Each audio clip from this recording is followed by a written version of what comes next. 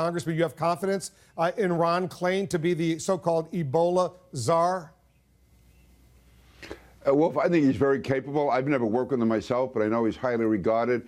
But I just wonder if he's the right person for this job. I would have preferred someone with a command presence, someone like a former NYPD Commissioner Ray Kelly or General Colin Powell, someone who can mobilize forces, someone who can really command troops on the ground, if you will.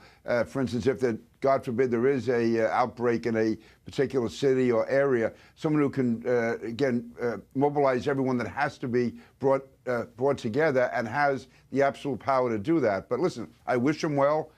Certainly, I would hope that the Congress will cooperate with him in every way. This is too important for partisan politics, and I hope that my misgivings are proven wrong, because I want him to succeed. This is too serious. As you well know, Congressman, a passenger died of natural causes on a flight from Nigeria to JFK International Airport in New York on Thursday. Officials are saying this person did not have Ebola, but you're taking issue. You're very concerned about the way this was handled. Tell us why.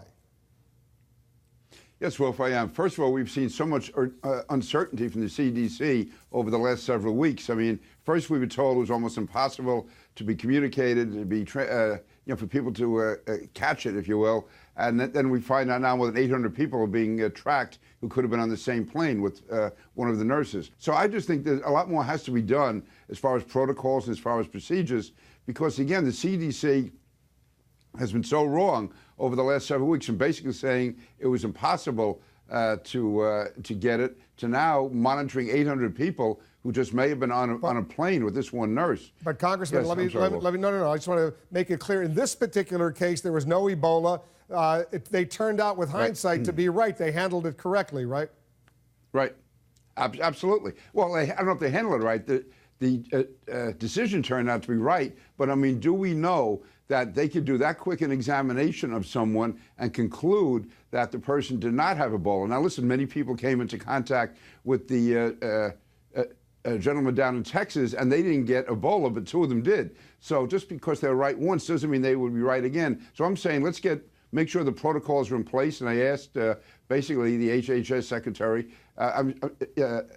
Homeland Security secretary, DHS secretary, to just get back to us, and also CBP, Customs and Border Protection, to make sure that the protocols are working. The workers at the airport are very concerned that not enough is being done to protect them. And in view of all that's gone wrong over the last several weeks, I'd rather be safe than sorry. So, Congressman, it sounds to me like the only way to prevent what your fears are would be a travel ban for all passengers coming in from West Africa, whether Liberia, Sierra Leone, Guinea. Is that right?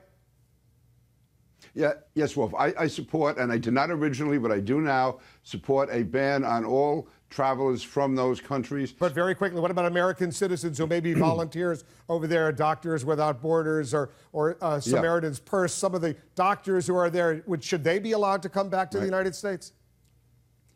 Yes, they should. We should make special provisions for medical personnel going back and forth. Absolutely, because the ultimate resolution to this is going to be a medical solution in West Africa. And I think American doctors are essential to that.